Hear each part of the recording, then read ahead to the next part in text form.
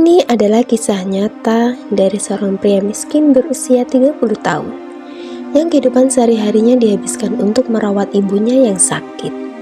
Dia tinggal di desa pinggiran hutan pedalaman Kalimantan dan bekerja mencari kayu bakar di hutan untuk memenuhi kebutuhan hidupnya bersama ibunya. Suatu hari, saat menjual kayu bakar di pasar, dia dituduh menebang pohon di hutan lindung dan dia dikurung seharian di balai desa. Dari peristiwa tersebut, ibunya yang sendirian di rumah terjatuh di kamar mandi dan meninggal dunia. Pasca kepergian ibunya, pria tersebut mencari keadilan dari seorang pria yang telah memfitnahnya. Namun, bukannya mendapatkan keadilan, dia dihajar oleh anak buah dari pria tersebut dan melarikan diri ke dalam hutan. Di dalam hutan, pria tersebut bertemu dengan seekor ular kobra yang tubuhnya tertimpa ranting pohon, dan dia menolong ular tersebut. Ternyata ular kobra tersebut adalah seekor ratu ular penunggu hutan, dan atas pertolongan pria tersebut, ratu ular kobra memberinya sebuah hadiah yang akan merubah hidupnya untuk selamanya. Lantas, hadiah apakah yang diberikan oleh sang ratu ular? Dan bagaimanakah kisahnya? Langsung saja, mari kita simak ceritanya. Joko adalah seorang pria berusia 30 tahun yang tinggal di sebuah rumah reot peninggalan ayahnya di pinggir hutan pedalaman Kalimantan. Sejak kecil, ia terbiasa hidup dalam keterbatasan. Ayahnya adalah seorang pencari kayu bakar yang sederhana, sementara ibunya hanya seorang ibu rumah tangga yang kesehatannya sering menurun seiring bertambahnya usia. Setelah ayahnya meninggal, tanggung jawab untuk menjaga ibunya sepenuhnya jatuh ke pundak Joko. Tidak seperti teman-teman sebayanya yang memilih merantau di kota demi mencari penghidupan yang lebih baik. Joko tetap bertahan di desanya. Ia merasa tak bisa meninggalkan ibunya yang sakit-sakitan, seorang wanita tua yang semakin ringkih dan bergantung padanya untuk bertahan hidup. Baginya impian pribadi atau keinginan untuk mengejar kehidupan yang lebih baik tak lagi menjadi prioritas utama. Ia rela mengorbankan segalanya demi ibunya, bahkan jika itu berarti hidup dalam kemiskinan dan kesendirian. Setiap pagi, Joko pergi ke hutan untuk mencari kayu bakar.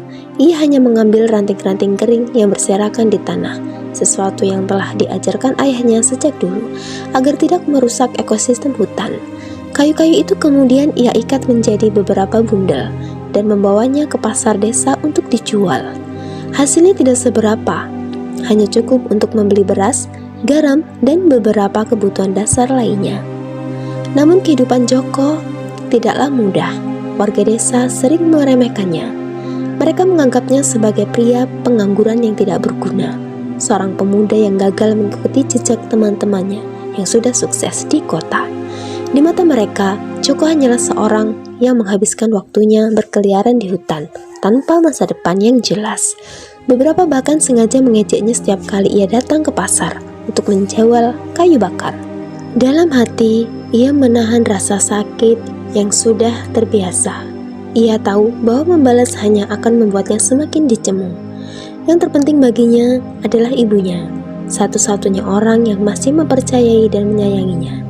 Setiap kali pulang ke rumah, Joko selalu mendapati ibunya terbaring lemah di atas tikar tua. Terkadang ibunya batuk-batuk parah hingga membuatnya sulit bernafas. Joko berusaha merawatnya sebaik mungkin, memberikan makan dan minum, serta menghiburnya dengan cerita-cerita sederhana agar sang ibu tak merasa sendirian. Setiap malam, sebelum tidur, Joko hanya bisa menatap langit-langit rumahnya yang rapuh, memikirkan nasibnya yang seakan tak pernah berubah. Ia bertanya-tanya, apakah hidupnya akan selalu seperti ini? Akankah ia selalu menjadi pria miskin yang diremehkan, sementara ibunya perlahan-lahan semakin melemah di depannya? Namun meskipun hidupnya penuh kesulitan, Joko tetap bertahan. Ia masih memiliki satu hal yang membuatnya tetap kuat, cintanya kepada ibunya. Dan demi ibunya, ia akan terus berjuang, tak peduli seberapa keras dunia memperlakukannya. Setiap hari, Joko memikul tumpukan kayu bakar di punggungnya, berjalan perlahan menyusuri jalan berbatu menuju pasar desa, peluh membasahi dahinya. Hasil penjualan kayu bakar inilah ia bisa membeli obat dan makanan untuk ibunya yang semakin lemah di rumah. Saat tiba di pasar, ia segera menuju tempat biasa.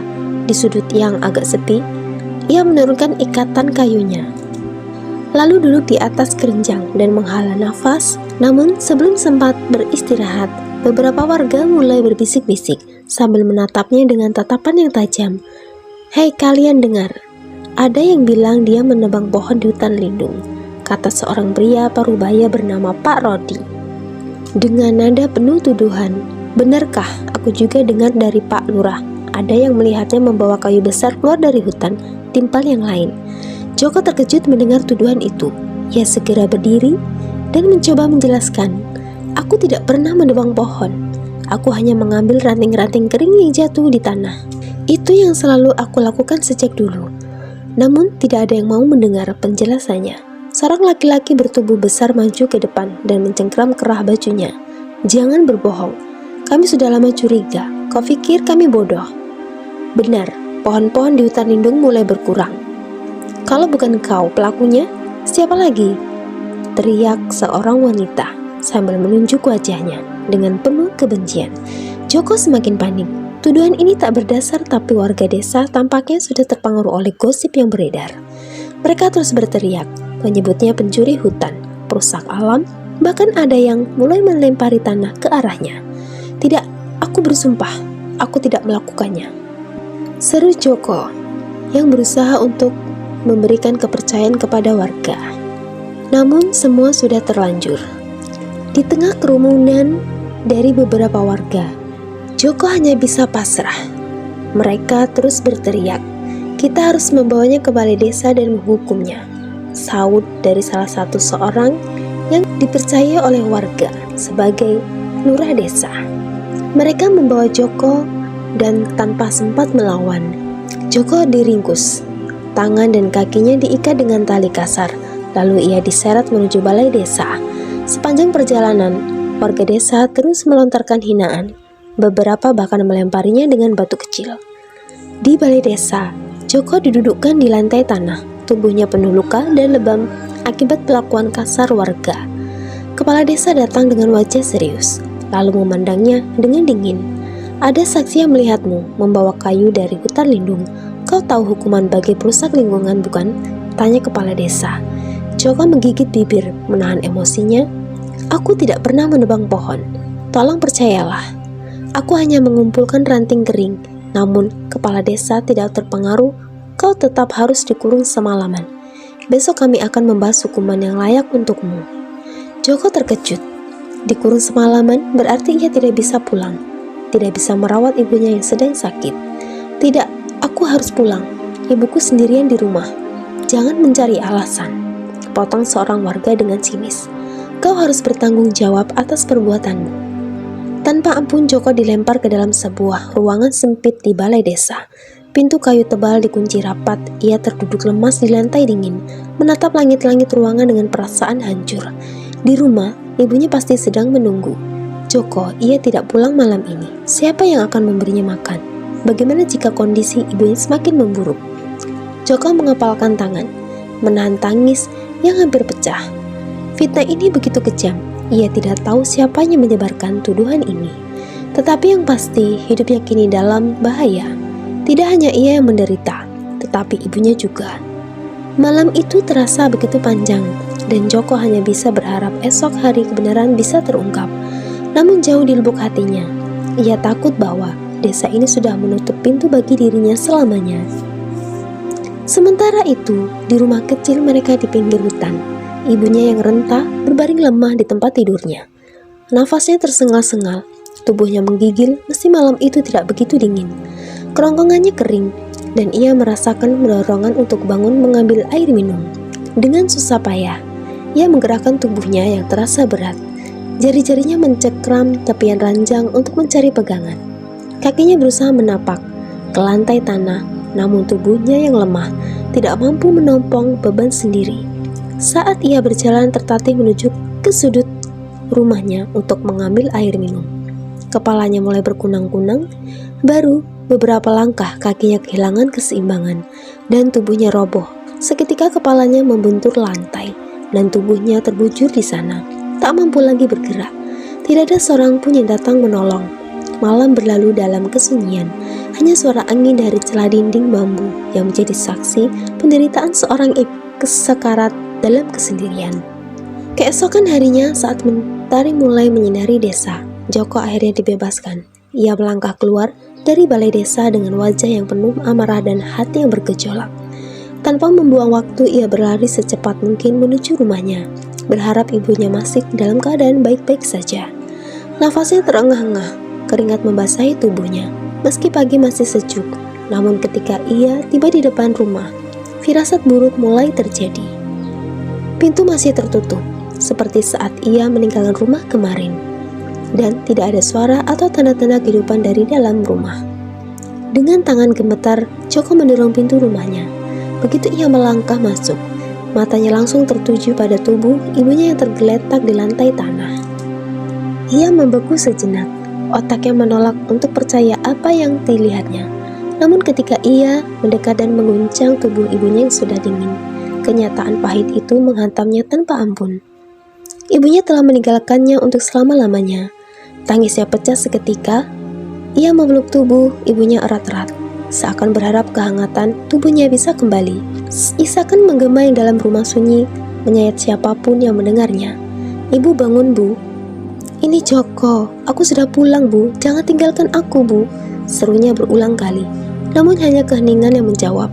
Penyesalan menghantam hatinya. Tanpa ampun, ia seharusnya ada di sini. Seharusnya ia tidak ditahan. Seharusnya ia bisa merawat ibunya. Ia tahu betul ibunya sangat bergantung padanya. Dan kini ia telah mengecewakannya. Semua ini terjadi karena fitnah keji yang dilontarkan orang-orang yang bahkan tidak peduli terhadapnya. Amarah dan kesedihan bercampur menjadi satu, membakar dadanya dengan perasaan yang tidak bisa ia ungkapkan dengan kata-kata. Joko duduk di samping jasad ibunya, menggenggam tangannya yang dingin. Hari itu, langit terasa lebih gelap meski matahari bersinar terang. Ia kehilangan satu-satunya orang yang selalu mencintainya, tanpa syarat, dan itu adalah luka yang tidak akan pernah bisa terobati. Setelah memakamkan ibunya dengan hati yang hancur, Joko duduk termenung di depan rumah rayotnya. Matahari sore hampir tenggelam di balik pepohonan, mewarnai langit dengan semburat jingga yang tampak begitu kontras dengan kesedihan yang memenuhi dadanya. Hatinya masih didera amarah yang belum mereda. Ibunya telah tiada, dan itu semua karena fitnah keji yang dilontarkan tanpa dasar. Rasa sakit itu begitu dalam, mengakar di jiwanya, membuatnya tidak bisa tinggal diam begitu saja. Joko mulai mencari tahu siapa yang pertama kali menyebarkan tuduhan terhadapnya. Ia mendengar bisik-bisik warga, percakapan setengah berbisik di sudut warung di pasar. Dari satu cerita, semua petunjuk mengarah pada seseorang, yaitu Pak Rodi.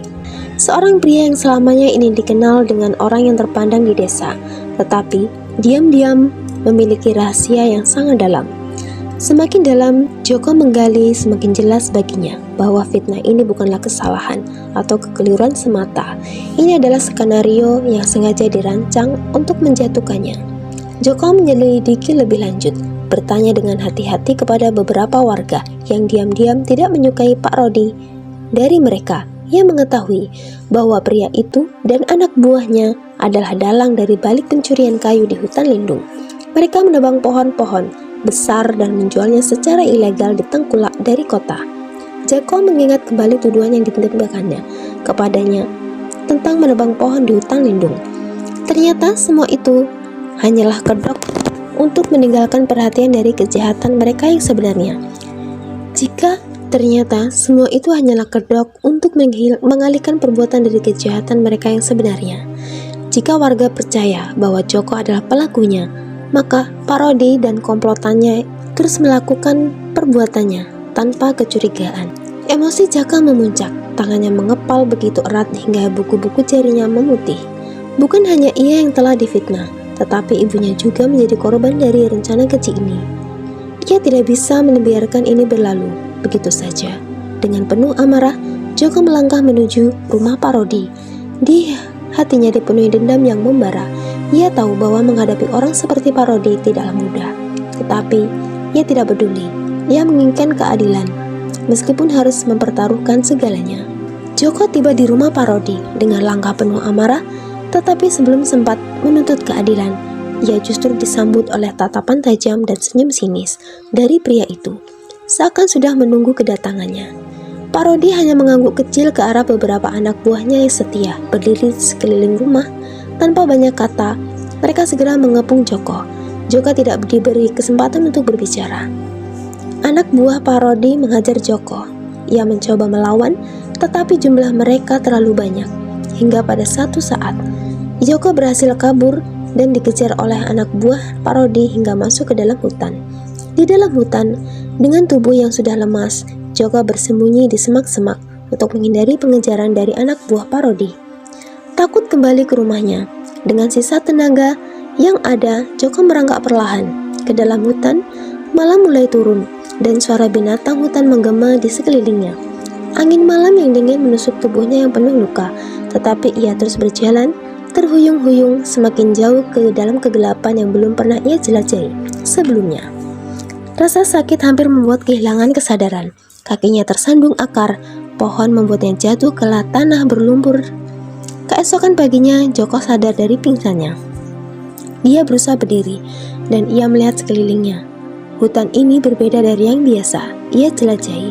Pohon-pohonnya lebih tinggi, lebat dan terasa sunyi, seolah-olah tempat ini tidak pernah dijamah oleh manusia. Joko pun berjalan tanpa tujuan dan tiba-tiba di kejauhan, Joko mendengar suara gesekan yang aneh, seperti sesuatu yang bergerak di antara dedaunan kekeringan. Ia menahan nafas dan mencoba fokus tidak jauh darinya. Ia melihat ada sesuatu yang bergerak di bawah batang pohon tumbang.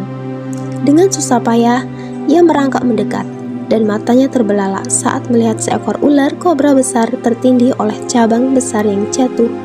Ia tahu bahaya yang ditimbulkan oleh kobra sebesar ini, tetapi ia juga tahu bagaimana rasanya terjebak dan tidak berdaya. Tanpa berpikir panjang, ia meraih ranting panjang di dekatnya. Dengan hati-hati, mencoba mengangkat batang pohon itu dan membebaskan ular itu. Namun cabang itu berat dan tubuhnya yang lemah membuatnya kesulitan. Dengan sekuat tenaga, ia akhirnya berhasil mengangkat cabang itu sedikit demi sedikit, cukup untuk ular untuk meloloskan diri. Begitu bebas, ular itu tidak segera menyerangnya. Sebaliknya, ia hanya berdiam diri, menatap Joko dengan matanya yang berkilau aneh. Lalu sesuatu yang lebih mengejutkan terjadi. Ular itu mulai berubah. Tubuhnya membesar, sisik memancarkan cahaya, dan auranya menjadi semakin megah.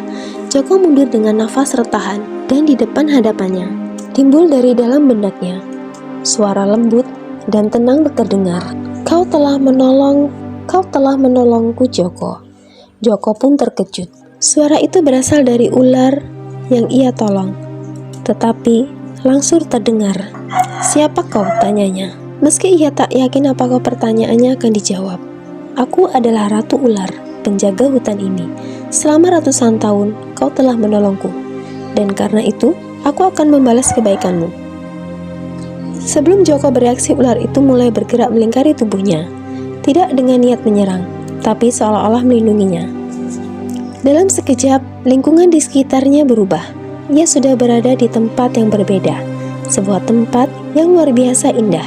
Di sekelilingnya, batu-batu besar berukiran aneh berdiri kokoh dan mengalir air jernih, dan bunga-bunga yang belum pernah ia lihat sebelumnya bermekaran di dalamnya. Warna yang menakjubkan.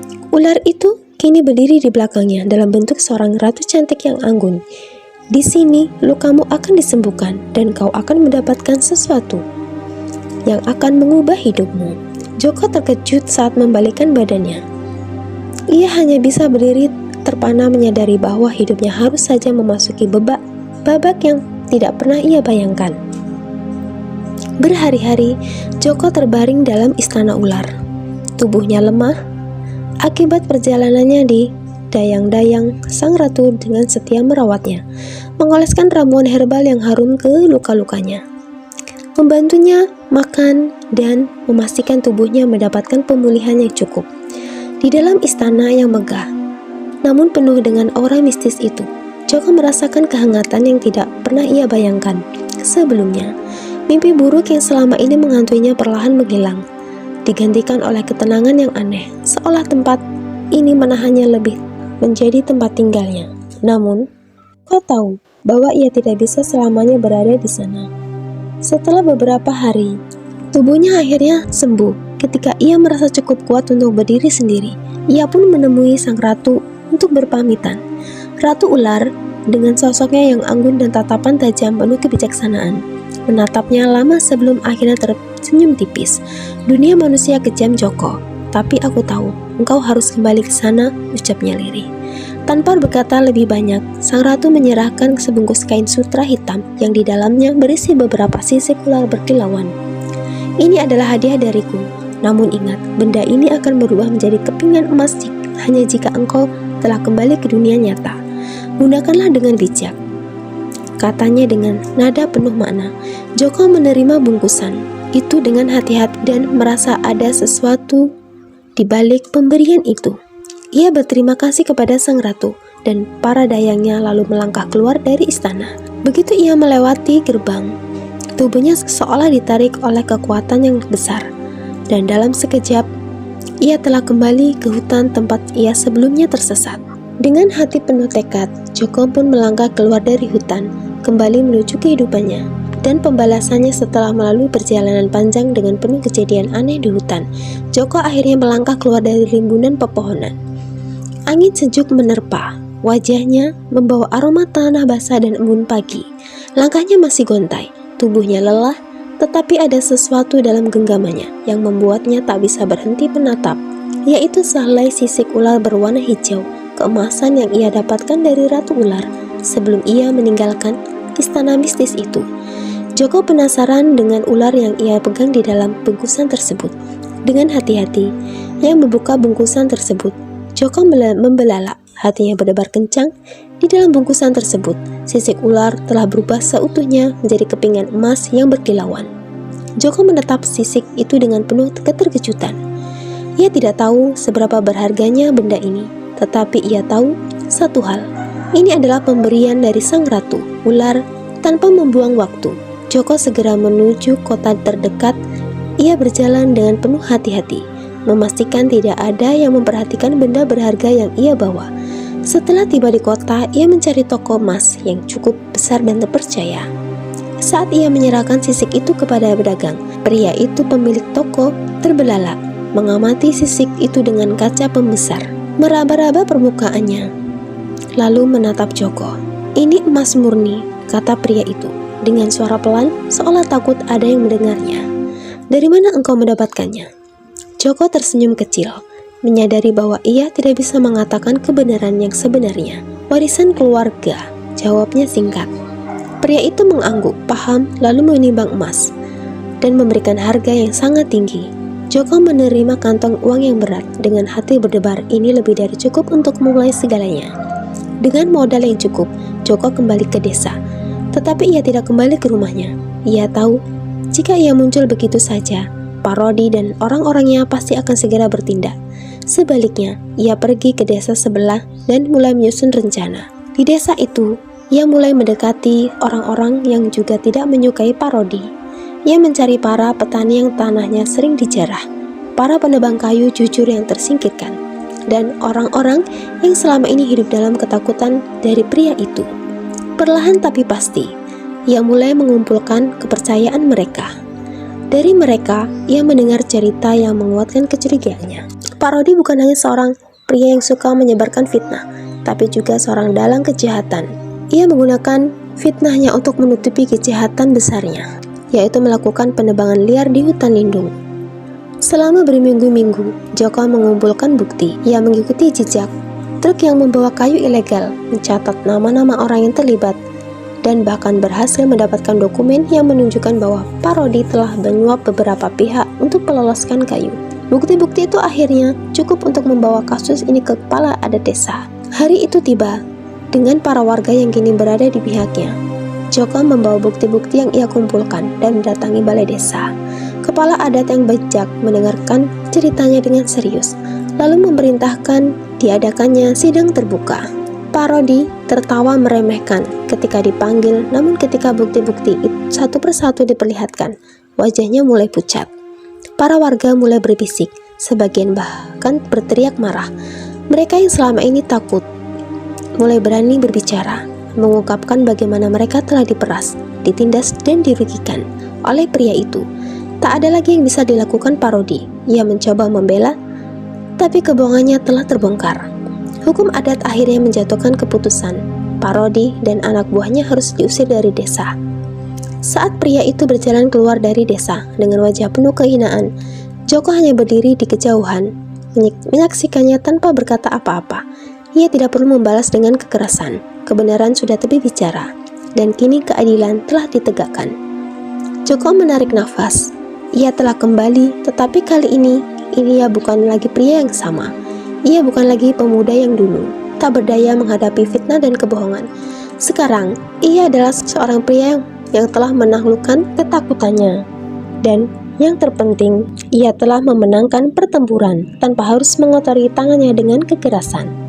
Setelah melalui berbagai cobaan yang menimpanya, kini Joko kembali ke rumahnya, membangun rumah peninggalan dari rumahnya yang reot dulu.